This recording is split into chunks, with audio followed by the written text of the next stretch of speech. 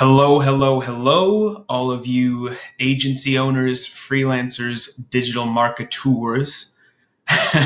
So today, as the title says, I'm going to be going over how I structure my contracts and how I go about having those discovery and sales conversations to just get paid more per contract to get those high contract values and then to retain clients for 6 months, 8 months, and now even 14 months for a client that I have, and that's since basically just after we first got started. So I'm not going to talk anymore, and let's get to it. So the first thing you always want to do is you've got to set very specific expectations from the very beginning. From the very first discovery call, you need to let them know exactly why working with you is beneficial to their business long term.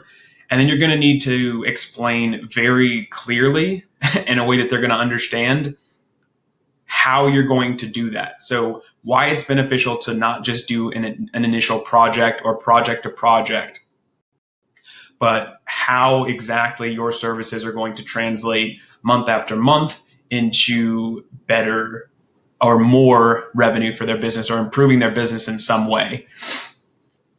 I typically do this with a minimum of about a 3 to 6 month strategy. Typically, that's on the higher end of 6 months. And after 6 months, I always let them know that we'll sort of go over the process of road mapping the next 6 months. But in my head, I always have a strategy for no less than 6 months out.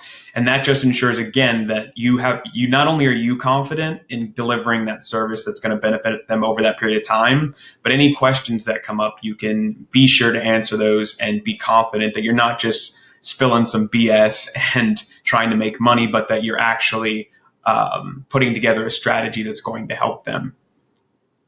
And the biggest part of this is framing yourself as a partner. You're not an employee anymore. Okay. So you need to get that out of your mind.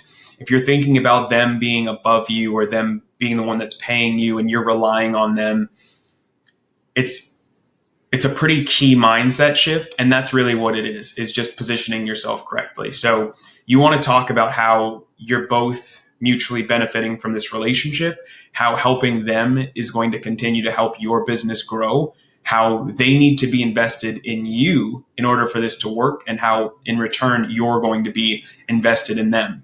So using words like mutually beneficial, using words like partnership, phrasing things correctly and not just what you're getting out of it and not even what they're going to get, what the both of you are going to get, and how that sort of, I hate this word, but it's true, will create some synergy around around your future efforts for their business. And that's what you want long term. So next is you want to think through what you can provide that not only adds value, but compounds over time. So I operate Doorbell, which is essentially a leads generation agency that focuses on SEO and Google Ads in tandem. So not only are we doing initial audits, implementations for clients' websites and their funnels and things like that, we also do work on an ongoing basis that boosts the authority of their site. It boosts the relevance. So their search visibility, their traffic and things like that, it's not just going up in small increments. It's going up very consistently and makes sometimes like exponential jumps. And that's the point. Your effort should compound. It shouldn't just be a 1-to-1 ratio, because eventually clients will start asking, what are you doing for me this month that's so different from before, and why do I even need you?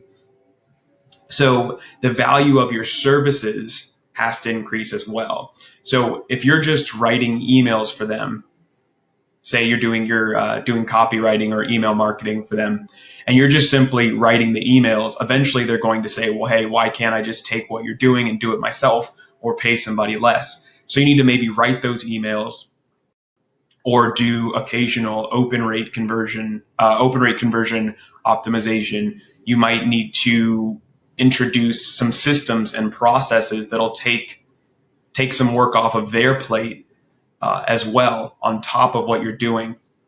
So it just needs to compound and get noticeably better for them, not only in terms of their results, but also the actual work that you're doing. And you'll start, the way you can do this is by taking your core service offering and then figure out services that you can add on to it.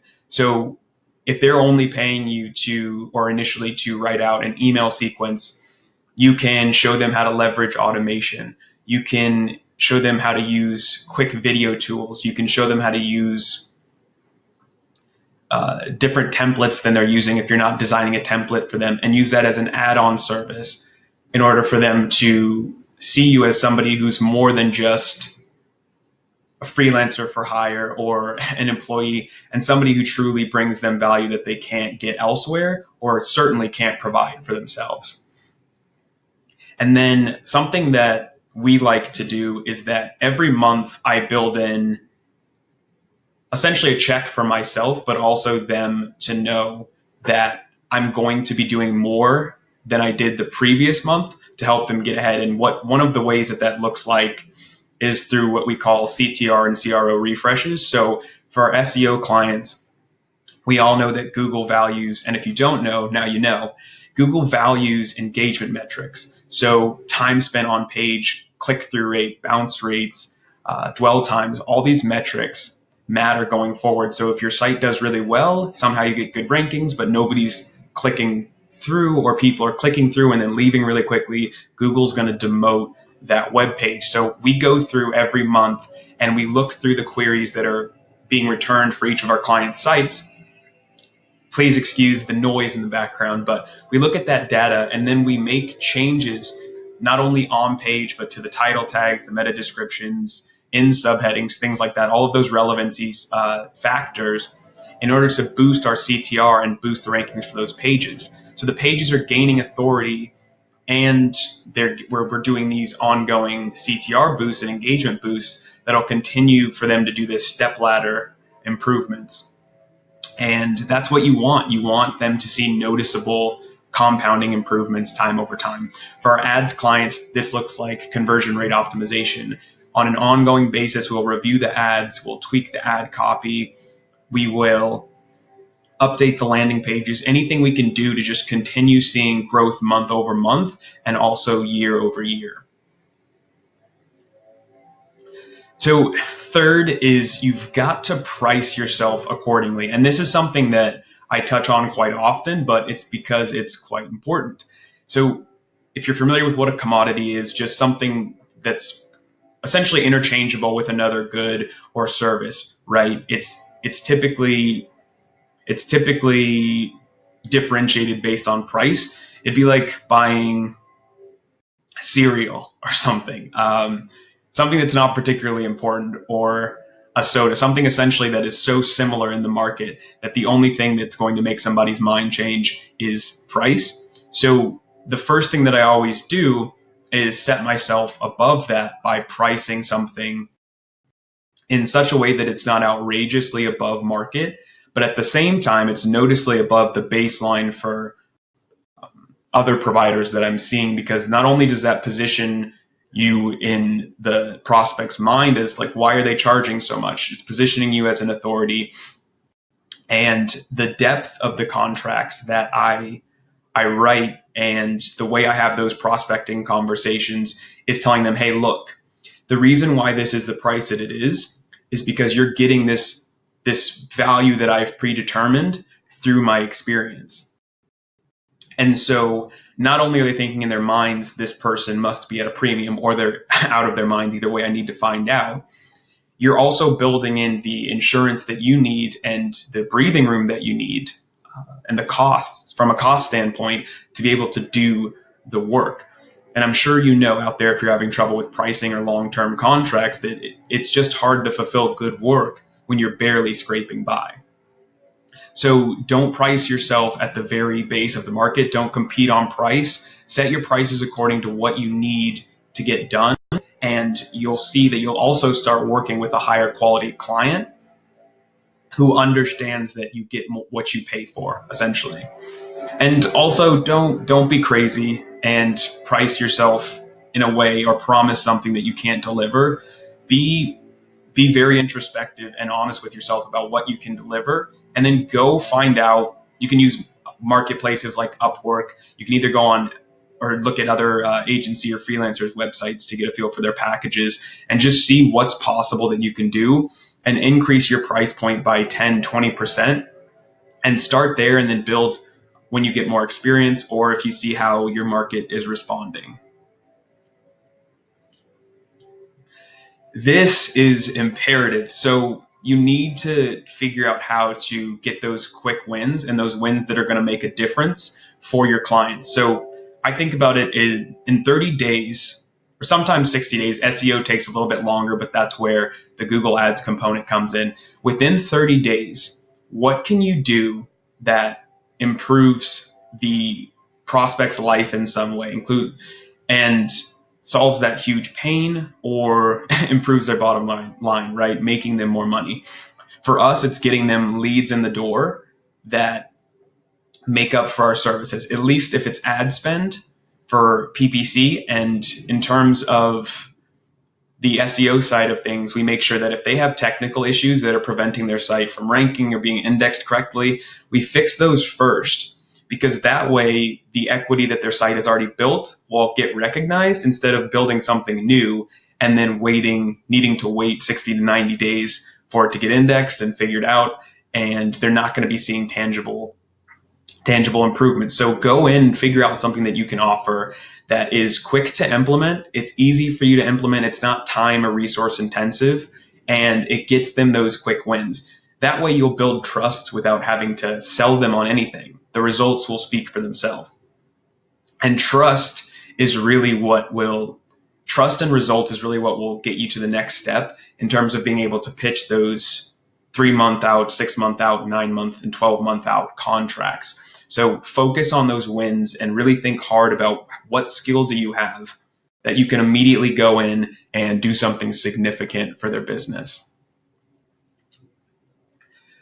This is something that I don't see enough of in the digital marketing world. If you're out there watching this, listening to this, you need to track things in terms of a monetary ROI as often as possible. We're not life coaches. You're not anything of that sort. You, especially in the digital marketing world, and if you do any sort of function like copywriting, lead gen, social media management, or social media marketing and management, you need to understand how that tracks to a business owner's bottom line. So first, it'll give you the confidence that you can keep doing good work for them. This will allow you to charge the correct prices. It'll allow you to sell better, and it'll give them confidence that you're actually helping their business, because they can see how it affects the thing that matters most to them, which is their revenue, their profit, exactly, their bottom line. So me personally, I like to track as many things as possible. I track lead flow. I track leads individually. I track these leads in terms of what's the average value that's getting to my client. I track all of the KPIs that matter to me, like rankings, organic traffic, click-through rates, all that good stuff. Because at the end of the day, when I'm having sales conversations, it allows me to say, I know with confidence that I can get you a 20% boost in your calls this month because I've done it 7 times before using this exact formula or this exact strategic process. And these, you can use basic tools. There's so many tools out there, but Google Analytics is an easy one if you're doing work through almost any channel. It integrates to a lot of things. And use any native tools to the website builders that you're using. If you use a CMS like a Squarespace or something like that, or if you're doing email marketing, all of those tools all those softwares have tools built in that track things, and just make sure to understand your metrics. You should know your numbers. Which, for the last point about this, just figure out how to properly map what you're doing to that ROI. So at the beginning of a client's campaign, ask them what's their average cost per acquisition. What is an average lead worth to them? What's an average sale? What kind of numbers are they doing prior to working with you? and then take the metrics that you track and just simply map them to those numbers. If you're tracking lead flow and you know how many sales they typically get per lead, then, and you know how much those sales are worth, you can attach that number every time you get a lead. And then at the end of the month, when they're asking you what you did, you can just show them those numbers and say, look, we made you $6,000 this month. You pay us $1,000. It's a pretty easy conversation. And all you have to do is ask them those questions initially about their customers and their acquisition process to be able to map them out. And keep that in a dashboard somewhere for yourself. Make it easy. Keep track. And lastly, the thing that I feel has benefited me the most, and it's something that I do with all of my clients, is I keep track of everything we do that's working and everything we're doing that does not work. Because at the end of the day, business owners just want to be in the loop. They just want to know what's going on. And even though you might be afraid to show them your failures, realistically, those might not be completely your fault. You might not be isolating the right variable to know that what you did caused the drop. So for instance, Google has plenty of updates that happen frequently. And I saw some crazy fluctuations last August for my health and fitness and wellness industry clients called the Medic update.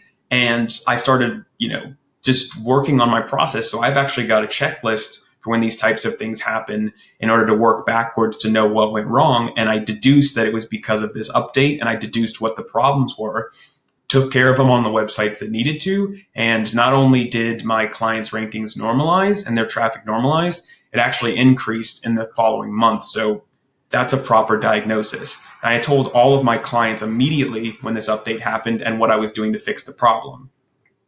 And that's the third point here, is just to really know the ins and outs of your industry and what you do, and have explanations for why what you did didn't work as best as possible.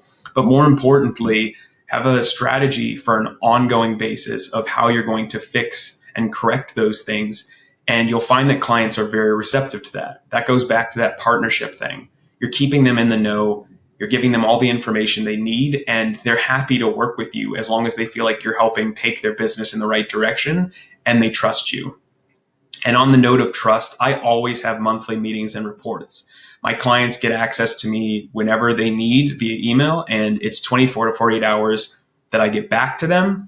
And every month I tell them exactly what I'm liking, what's not working, huge wins, and then anything that I need from them or anything that I'm looking into or investigating. And that's how I word it, investigating, because it means I'm working for them. I'm not in it for myself just to make money.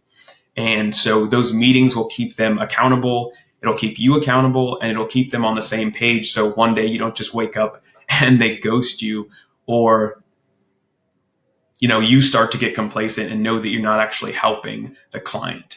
So with all that being said, go implement those changes. I'm super excited for you to do it. Go watch that again.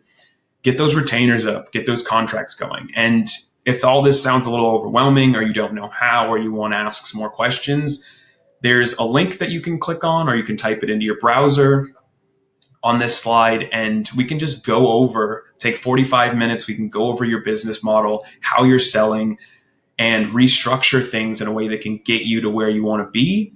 And it's just us hanging out and creating an action plan for you. So thank you, everybody, for tuning in, and we'll see what I can come up with to help you out next. I'll be in touch. Bye.